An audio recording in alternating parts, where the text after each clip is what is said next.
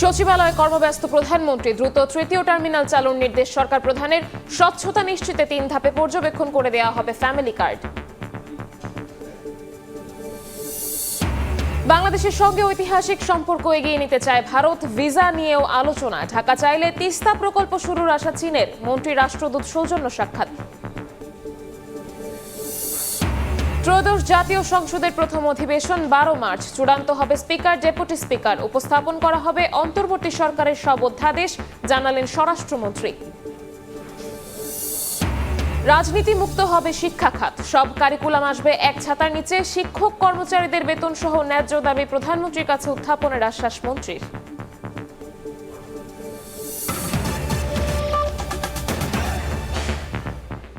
সময় সংবাদের সঙ্গে আছি আমি শবনব নিবিড়। শাহজালাল আন্তর্জাতিক বিমানবন্দরের 3rd টার্মিনাল দ্রুত চালুর নির্দেশ দিয়েছেন প্রধানমন্ত্রী তারেক রহমান। সচিবালয়ে এ সংক্রান্ত আন্তঃমন্ত্রণালয় বৈঠকে এ নির্দেশ দেন তিনি। জনগণের দোরগোড়ায় স্বাস্থ্যসেবা পৌঁছে দেওয়া নিয়েও বৈঠক করেছেন সরকার প্রধান। এদিনও সচিবালয়ে কর্মব্যস্ত সময় কাটান তারেক রহমান। তার সঙ্গে সৌজন্য সাক্ষাৎ করেন সৌদি রাষ্ট্রদূত। সরকার প্রধানের দায়িত্ব নিয়েই দেশে দ্রুত স্থিতিশীলতা ফিরিয়ে এনে উন্নয়ন এগিয়ে নিতে ব্যস্ত সময় পার করছেন প্রধানমন্ত্রী। রোববার সকাল 9টার দিকে ভাষণের কেন্দ্রবিন্দু সচিবালয়ে আসেন তারেক রহমান। মন্ত্রিপরিষদ সম্মেলন কক্ষে সরকার প্রধানের সভাপতিত্বে শাহজালাল আন্তর্জাতিক বিমানবন্দরের 3rd টার্মিনাল নিয়ে বিশেষ আন্তঃমন্ত্রণালয় সভা অনুষ্ঠিত হয়। পরে বেসামরিক বিমান পরিবহন ও পর্যটন মন্ত্রী জানান, দ্রুতই 3rd টার্মিনাল চালুর নির্দেশনা দিয়েছেন প্রধানমন্ত্রী।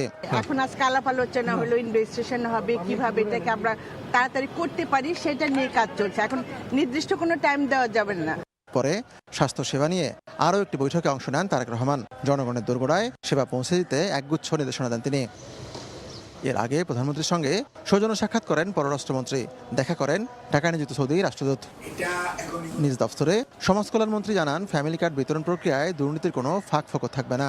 এনআইডি কি করব এবং আমরা আমাদের নিজস্ব মেথোডোলজি এবং লুফলস যাতে 0% থাকে, কোনো দুর্নীতি, কোনো ধরনের সীমাবদ্ধতা, এগুলো যাতে আমাদের টার্গেট ইনশাআল্লাহ 0% থাকবে। নারীদের সচ্ছল করে পরিবারে গুরুত্ব বাড়ানোই সরকারের লক্ষ্য বলেও জানান মন্ত্রী। হাতিকুর রহমান তামাল, সময় সংবাদ, ঢাকা। পররাষ্ট্রমন্ত্রী খলিলুর রহমান ও প্রতিমন্ত্রী শামা ওবায়দ ইসলামের সঙ্গে সৌজন্য সাক্ষাৎ করেছেন বিভিন্ন দেশের রাষ্ট্রদূতরা। এই মুহূর্তে পররাষ্ট্র মন্ত্রণালয়ে আছেন সহকর্মী শাতিলা শারমিন। সরাসরি চলে যাচ্ছি তার কাছে। শাতিলা,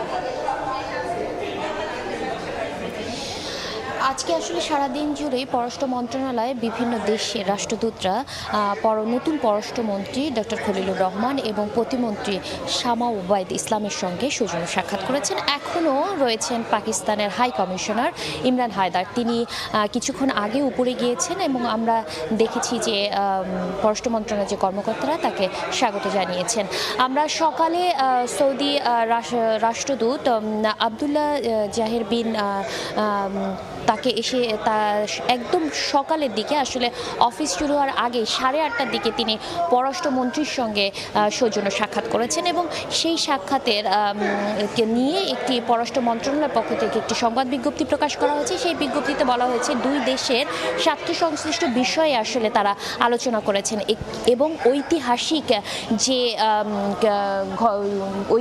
যে সম্পর্ক সৌদি আরবের সঙ্গে, সেই সম্পর্ক নিয়েও আসলে রাষ্ট্রদূত কথা বলছে। আমরা এইমাত্র দেখলাম যে পররাষ্ট্র প্রতিমন্ত্রী শামা ওবায়দ তার কার্যালয় থেকে বেরিয়ে যাচ্ছেন এবং আমরা এর পরেই দেখেছি যে ভারতের যে হাই কমিশনার ঢাকায় রয়েছেন, তিনি এসেছিলেন পররাষ্ট্রমন্ত্রী এবং প্রতিমন্ত্রীর সঙ্গে সৌজন্য সাক্ষাতে এবং নতুন সরকারের সঙ্গে তাদের সহযোগিতা বৃদ্ধি এবং ঐতিহাসিক যে বন্ধুত্ব রয়েছে সেই বন্ধুত্বকে এগিয়ে নিয়ে যাওয়ার ভারতের যে আকাঙ্ক্ষা, সেই আকাঙ্ক্ষার কথা তিনি জানিয়েছেন।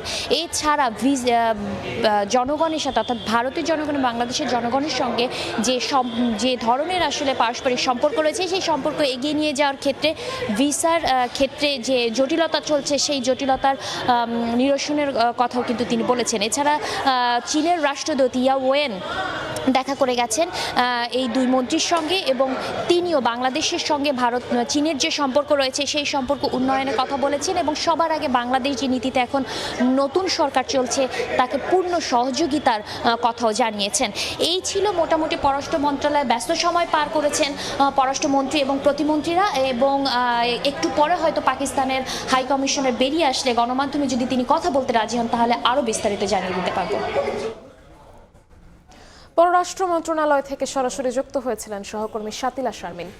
প্রধানমন্ত্রীর পরামর্শক্রমে 12ই মার্চ ত্রয়োদশ সংসদের প্রথম অধিবেশন ডাকবেন রাষ্ট্রপতি। সেই অধিবেশনে স্পিকার ও ডেপুটি স্পিকার চূড়ান্ত হবে। প্রধানমন্ত্রী তারেক রহমানের সঙ্গে বৈঠক শেষে স্বরাষ্ট্রমন্ত্রী সালাউদ্দিন আহমদ আরও জানান, পুলিশের উচ্চ পর্যায়ে রদবদল শুরু হয়েছে। অবশেষে আর কদিন পর কার্যকর হচ্ছে জাতীয় সংসদ। সেই মাহেন্দ্রক্ষণের দিন নির্ধারিত হয়েছে 12ই মার্চ। রোববার প্রধানমন্ত্রীর সঙ্গে বৈঠক শেষে সাংবাদিকদের প্রশ্নের উত্তরে স্বরাষ্ট্রমন্ত্রী জানান, সেদিনই নির্বাচিত করা হবে স্পিকার ও ডেপুটি স্পিকার। এছাড়াও একই দিন অন্তর্বর্তী সরকারের আমলে জারি করা অধ্যাদেশগুলো উত্থাপন করা হবে।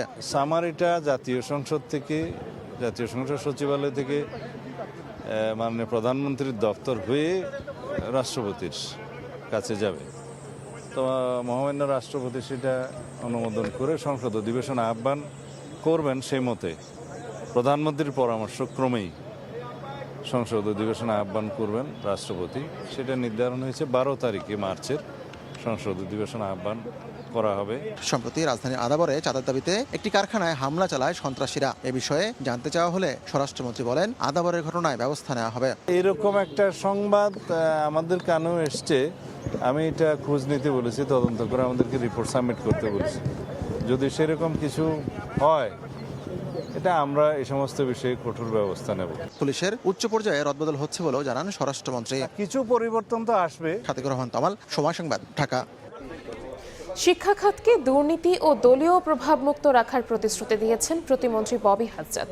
শিক্ষার সব কারিকুলামকে এক ছাতার মধ্যে নিয়ে আসার ঘোষণাও দিয়েছেন তিনি। এদিকে শিক্ষক কর্মচারীদের বেতন স্কেল সহ সব ন্যায্য দাবি প্রধানমন্ত্রীর কাছে উপস্থাপনের আশ্বাস দিয়েছেন শিক্ষামন্ত্রী এহসানুল হক মিলন। বিভিন্ন প্রেক্ষাপটে ঘন ঘন শিক্ষাক্রম পরিবর্তন, বিপুল বাজেট বরাদ্দ আর নানা পরিকল্পনার পরও দেশে শিক্ষার মান প্রশ্নবিদ্ধ। নতুন সরকারের সামনে শিক্ষা খাত নিয়ে চ্যালেঞ্জ অনেক। তবে সংকট কাটিয়ে শিক্ষা ব্যবস্থাকে সময়োপযোগী, মানসম্মত ও জবাবদিহিমূলক কাঠামোর মধ্যে আনার লক্ষ্য নিয়ে এগিয়ে যাওয়ার কথা বলছেন নতুন সরকারের মন্ত্রীরা। রোববার সকালে সচিবালয়ে বাংলাদেশ শিক্ষক কর্মচারী ঐক্যজোটের নেতাদের সঙ্গে বৈঠক করেন শিক্ষামন্ত্রী ও প্রতিমন্ত্রী। এ সময় কারিকুলাম সংস্কার, শিক্ষকদের বেতন কাঠামো সহ বিভিন্ন প্রস্তাব তোলেন ঐক্যজোট নেতারা। শিক্ষা খাতকে দুর্নীতি ও দলীয় প্রভাবমুক্ত রাখার প্রতিশ্রুতি দিয়ে শিক্ষা প্রতিমন্ত্রী ববি হাজ্জাজ বলেন, সব শিক্ষাক্রমকে এক ছাতার আওতায় আনা হবে। এক কারিকুলাম আমব্রেলার অধীনে পুরো দেশকে আনতে চাই, যেটা ইংলিশ মিডিয়াম হোক, বাংলা মিডিয়াম হোক, মাদ্রাসা হোক, আলিয়া মাদ্রাসা, ইবতেদায়ী মাদ্রাসা, ফাতিমা মাদ্রাসা, যেই নামই আপনি বলেন না কেন, একটা জেনারেল আমব্রেলা। তারপর কিছু ডিফারেন্সেস থাকবে, সেটা ভিন্ন কথা। একটা জেনারেল আমব্রেলার মধ্যে আমরা আনতে চাই। প্রথম একটা জিনিস আমরা একদম সবসময় নজরে রাখবো, করাপশন ফ্রি আমাদের এডুকেশন ব্যবস্থা। শিক্ষার আর কোনো দাবি নিয়ে কখনো মন্ত্রণালয়ে আসতে হবে না মন্তব্য করে শিক্ষামন্ত্রী এহসানুল হক মিলন বলেন, শিক্ষক কর্মচারীদের বেতন স্কেল সহ সব ন্যায্য দাবি প্রধানমন্ত্রীর কাছে উপস্থাপন করা হবে। আপনাদের দাবি মাননীয় প্রধানমন্ত্রীর কাছে উত্থাপন করা হবে, যেহেতু এটা নতুন বাজেট না। তারপরে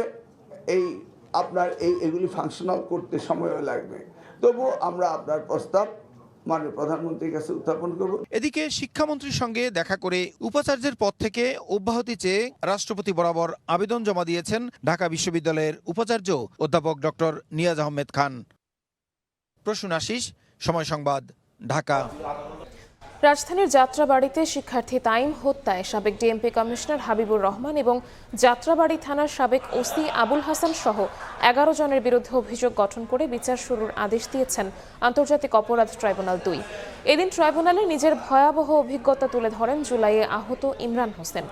এদিকে জঙ্গি নাটক সাজিয়ে 9 জন হত্যায় শেখ হাসিনাকে হাজিরে পত্রিকায় বিজ্ঞপ্তির নির্দেশ দিয়েছেন ট্রাইব্যুনাল।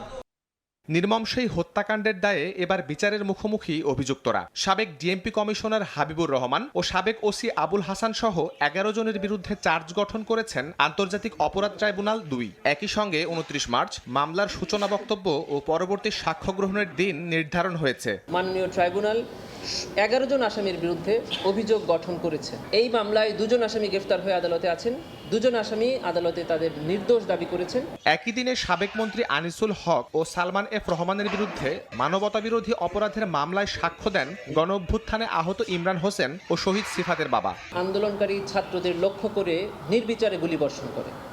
তার একটি গুলি ওনার সন্তান এই 18 বছর বয়সী সিফাতের মাথায় লেগে ওখানেই সে মারা যায়। আসামির পক্ষ থেকে জিজ্ঞাসা করা হয়েছে যে আপনি কেন এনাদেরকে দায়ী মনে করেন। ওনারা বলেছেন যে তারা যদি পরামর্শ করে কারফিউ জারির সিদ্ধান্ত না নিত তাহলে আমার সন্তান সহ এই হাজার হাজার মানুষ নিহত হতো না। এছাড়া কুষ্টিয়ায় 6 জনকে হত্যার দায়ে অভিযুক্ত হাসানুল হক ইনুর পক্ষে সাফাই সাক্ষীর জবানবন্দি গ্রহণ করেছেন ট্রাইব্যুনাল ২।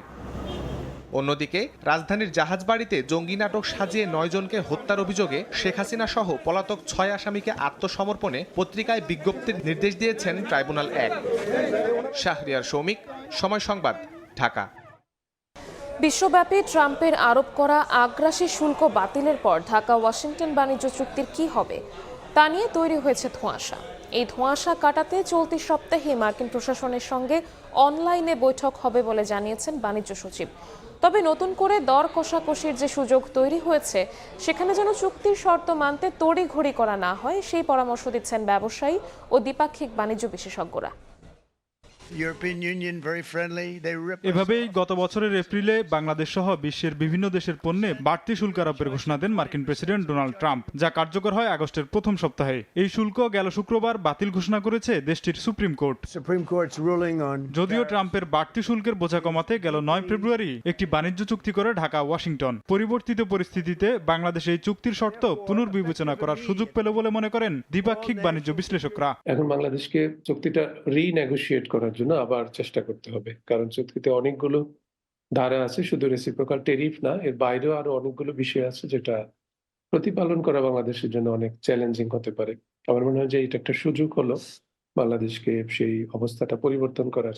এই সুযোগ কাজে লাগাতে সরকারকে উদ্যোগী হওয়ার তাগিদ দিচ্ছেন রপ্তানি বাজারে অসম প্রতিযোগিতার চাপে থাকা বাংলাদেশের পোশাক শিল্প উদ্যোক্তারা। যেহেতু সুপ্রিম কোর্ট একটা রায় দিয়া আগের ট্যারিফটা বাতিল করেছে, সুতরাং এর প্রেক্ষিতে আর আমাদেরও নতুন সরকার আসছে, এই দুইটাকে কেন্দ্র করে আমরা নতুন করে এটা ভাবা যায় কিনা আমি সরকার প্রধানমন্ত্রী এবং পররাষ্ট্র মন্ত্রী দুইজনকে বিনীত অনুরোধ করব, সাথে বাণিজ্য মন্ত্রীকে। মার্কিন আদালতের রায় আপিলে টিকবে কিনা কিংবা টিকলেও ট্রাম্প প্রশাসন কি সিদ্ধান্ত নেবে তা জানতে অপেক্ষা করতে হলেও বাণিজ্য সচিব বলছেন চলতি সপ্তাহেই হবে ঢাকা ওয়াশিংটন বৈঠক।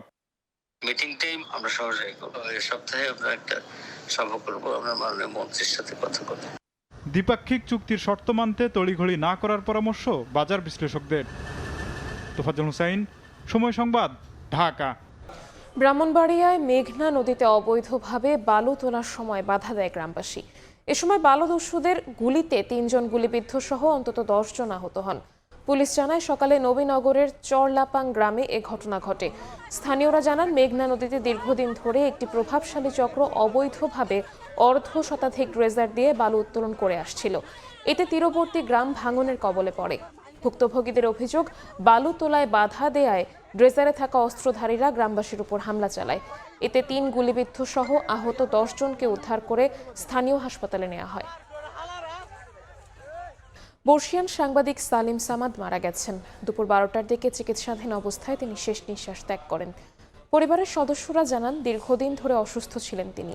শেষ দিকে এসে ক্যান্সার ধরা পড়ে। চিকিৎসাধীন ছিলেন ঢাকা মেডিকেল কলেজ হাসপাতালে। লালমাটিয়ায় সালিম সামাদের প্রথম জানাজা অনুষ্ঠিত হয়। পরে বিকেলে জাতীয় প্রেস ক্লাব ও ঢাকা রিপোর্টার্স ইউনিটিতে জানাজা হয়। তাকে মিরপুরে 11তে স্থানীয় কবরস্থানে দাফন করা হয়। দক্ষিণ এশিয়ায় অনুসন্ধানী সাংবাদিকতায় তার ছিল 35 বছরেরও বেশি সময় কাজ করার অভিজ্ঞতা। সাহসী সাংবাদিকতার জন্য 1990 সালে অশোকা ফেলো নির্বাচিত হন তিনি। বিশ্বখ্যাত টাইমস ম্যাগাজিন ছাড়াও ভারতের আউটলুক, ইন্ডিয়া টুডে পত্রিকায় লিখেছেন সালিম সামাদ।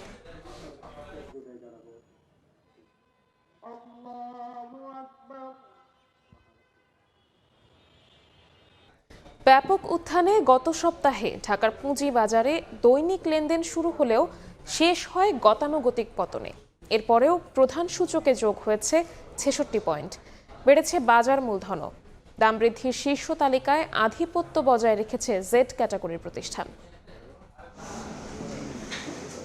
নির্বাচনের পর প্রথম কার্যদিবসে ঢাকা স্টক এক্সচেঞ্জে লেনদেন হয় ১৩০০ কোটি টাকা, যা আগের কার্যদিবসের চেয়ে ৪৮৫ কোটি টাকা বেশি। এরপর ধারাবাহিক পতনে সপ্তাহের শেষ কার্যদিবসে লেনদেন নেমে আসে অর্ধেকেরও কমে। সপ্তাহ ব্যবধানে প্রধান সূচক ডিএসইএক্স এ যোগ হয় ৬৬ পয়েন্ট, আর বাজার মূলধন বেড়েছে ১০৬০ কোটি ৭৯ লাখ টাকা। খাতভিত্তিক লেনদেনে ব্যাংক, বিমা সহ ২১ খাতের সব খাতেই রেকর্ড গড় লেনদেন হয়েছে। গেল সপ্তাহে দাম বৃদ্ধির তালিকায় বরাবরের মতোই দাপট ছিল জেড ক্যাটাগরির প্রতিষ্ঠানের। ৯টি ছিল বাজে খ্যাত জেড ক্যাটাগরির কোম্পানি আর ১টি বি ক্যাটাগরির। আগের সপ্তাহে অবশ্য ১০টি ছিল জেড ক্যাটাগরির প্রতিষ্ঠানের দখলে। বিপরীতে দাম কমতির শীর্ষ ১০ প্রতিষ্ঠানের তালিকায় ৬টি রয়েছে সবচেয়ে ভালো মানের এ ক্যাটাগরির কোম্পানি। ইয়ানুর শিফাত, সময় সংবাদ, ঢাকা।